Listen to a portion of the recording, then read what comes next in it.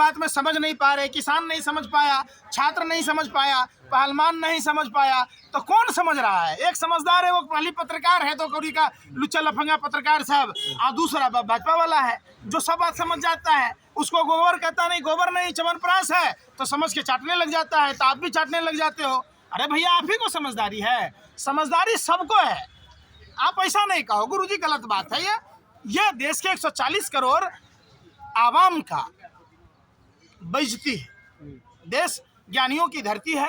भारत में ज्ञान आज से नहीं, कोने कोने में ज्ञान फैला हुआ है, और अपना ज्ञान मत फैला करो, जो अपना ज्ञान अपने पास ही रखो। कुछ सोच समझ के ही मोदी जी ने कानून लाए होंगे, कुछ देश के लिए बेहतरी के लिए ही, लोगों के लिए बेहतरी के लिए। मोदी जी ने सोच समझ के जो सौदा बहन को छोड़ा था, उसमें भी लॉजिक है आपका कि देश के लिए छोड़ दिया था।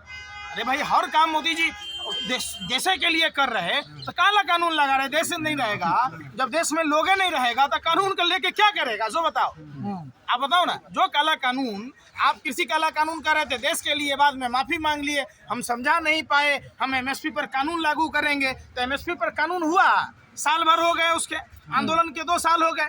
भैया, ये काला कानून है और इसको होल्ड पर रखने की जरूरत नहीं है। सरकार को इस कानून को अविलंब वापस लेना चाहिए, और देश के ड्राइवर बंधुओं को भी ये समझना होगा, तमाम जो ड्राइवर एसोसिएशन हैं, जो सरकार की दलाली कर रहे हैं, उनको भी कान खोलकर सुन ले कि ये लोकसभा चुनाव तक होल्ड पे रखा जा रहा है, फिर ड्राइवरों के साथ अन्याय होगा, जुल्म होगा। इसलिए एक बार ठोक बजाकर, जब तक ये काला कानून वापस नहीं होता है, तब तक ड्राइवर बंधुओं को सरकार का विरोध करना चाहिए। आप कैसी बात कर रहे हैं? फिर आप पत्रकार नहीं है, आप भाजपा आईटी सेल की भांड है, तो आप भांडगिरी बंद कीजिए। नहीं, सवाल अभी क्या है? सवाल यह है कि ट्रक ड्राइवरों के ऊपर जो काला कानून थोपा गया है, क्या वो सही है या गलत है?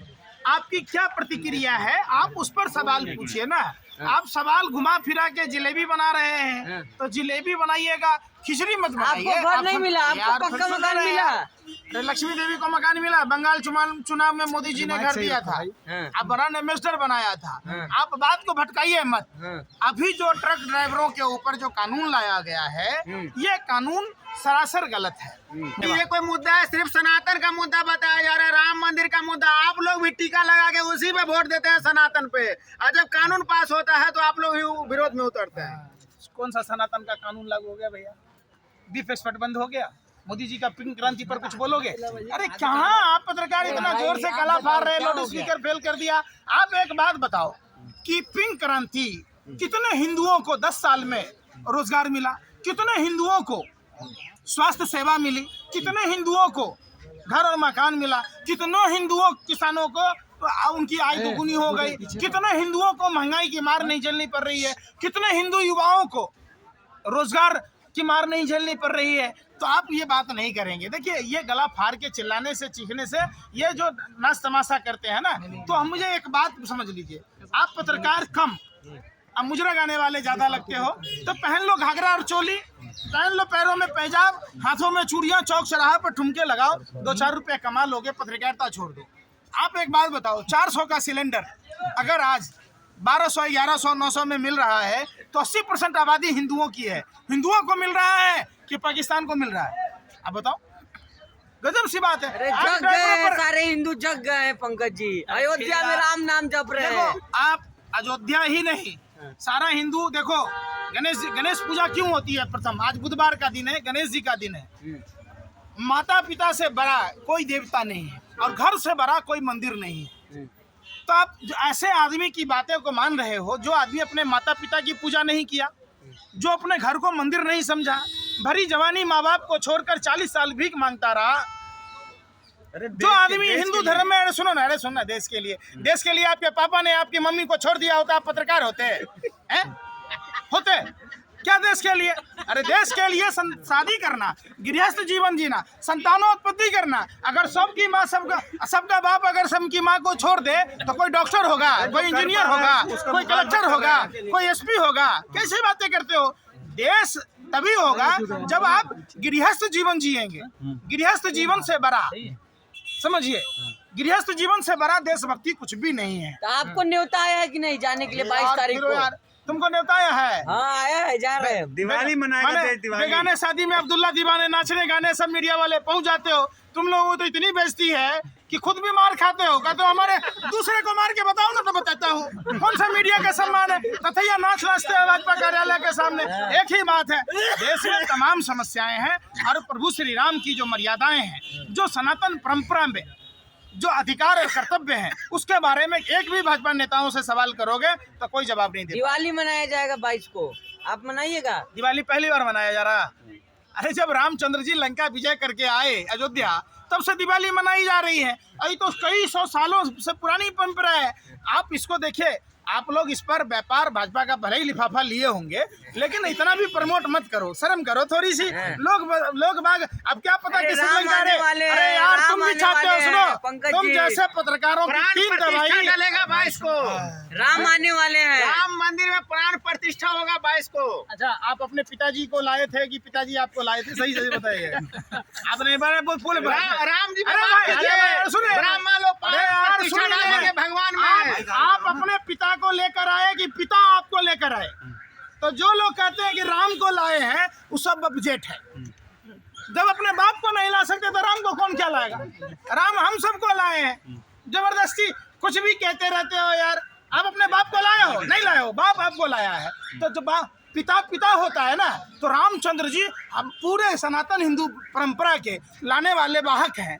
आप समझो, तो हम राम को लाए हैं, बबजेट है वो सब जो कहता है राम को लाए हैं। राम हम सबको लाए हैं। अरे करे टेंट से निकाल कर भव्य मंदिर तक पहुंचा दिए। अरे भैया, बगैर उनकी इजाजत के पत्ता नहीं खरकता है, हैं? तब वो कौन ला देगा? आज मोदी जी भीख मांगे थे 40 साल, तो राम जी की कृपा नहीं थी, तुमने भीख मांगे थे। आपने फोटो अरे नहीं भाई, देखा? यार, फोटो नहीं उंगली पकड़ के लेके जा रहे हैं मंदिर की तरफ। अब देखो एक बात बताओ, मैं क्या बोला आप पिताजी की उंगली पकड़ के ले जाओगे कि पिताजी आपको लेके फोटो आए? बनाया उन्होंने, अरे भाई, ऐसा भी बनाने लेके वाला जा वो सब सकते हो। बबजेट है भाई। हाँ। तो बबजेटों की बात नहीं किया करो, तरीके की लॉजिक की बात करो। जब आप अपने पिताजी को नहीं ला सकते, तो कई पीढ़ियां ऊपर की बात है उस रामचंद्र जी को ले आएंगे। गलत बात है। अरे मुख्तार अब्बास नकवी कर रहे हैं, आप लोगों का पाप धुल जाएगा। जाइए राम जन्मभूमि 22 तारीख को, पाप धुल जाएगा आपका। बात सही बोले। हाँ। मुख्तार अब्बास नकवी भाजपाइयों का पाप धो दिया। काहे कि उसका जीजा है, वही उसका दामाद है, तब बदल ना लीजिए, हिंदू दामाद कर लीजिए।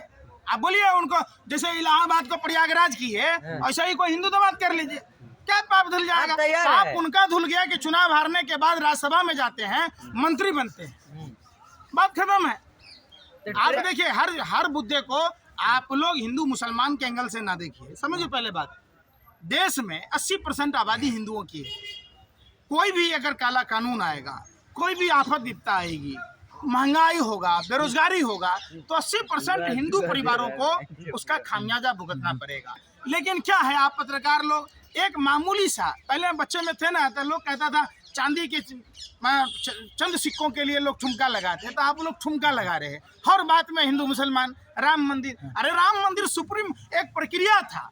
कई सौ सालों के बाद सुप्रीम कोर्ट ने फैसला दिया, राम मंदिर का निर्माण हुआ, और 22 जनवरी को तो कोई मुहूर्त का दिन भी नहीं है, लेकिन फिर भी हो रहा है। तो अब बताइए कि क्या हो रहा है? दूसरी बात, सनातन हिंदू धर्म में बगैर पत्नी के किसी भी शुभ कार्य में नहीं बैठा जाता है। तो हम उम्मीद करते हैं कि जसोदाबेन जी को लेके बैठेंगे प्रधानमंत्री जी। 1600 अब ट्रेन तो कम चलाया से जा कम रहा है। प्रभु श्री राम की कृपा हो। और ये जो है, ये जो है मस्जिद तोड़ने में अडवाणी जी, जोशी जी वगैरह पेश थे, सबसे आगे थे वो, उनको नहीं बुलाया जा रहा है। इस पर क्या कहेंगे आप?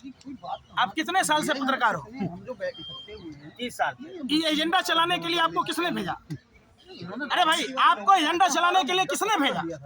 देश में कोर्ट है ना, सुप्रीम कोर्ट के फैसलों पर आपको भरोसा नहीं है, इसका मतलब आप पत्रकार नहीं है। पहले राजा महाराजा भांड रखता था, आप भांड की तरह हैं, उसी भांड की तरह हैं जो भांड राजा महाराजा का करता था। देश में बेरोजगारी है, देश में छात्रों पर तमाम तरह के जीएसटी लग गया, लोग महंगाई के मार से जूझ रहे हैं, लोग ट्रक ड्राइवर दिल्ली के जंतर मंतर पर आए हुए हैं, देश की बेटियों के सम्मान में आए हुए हैं, वो मुद्दा नहीं पूछ रहे।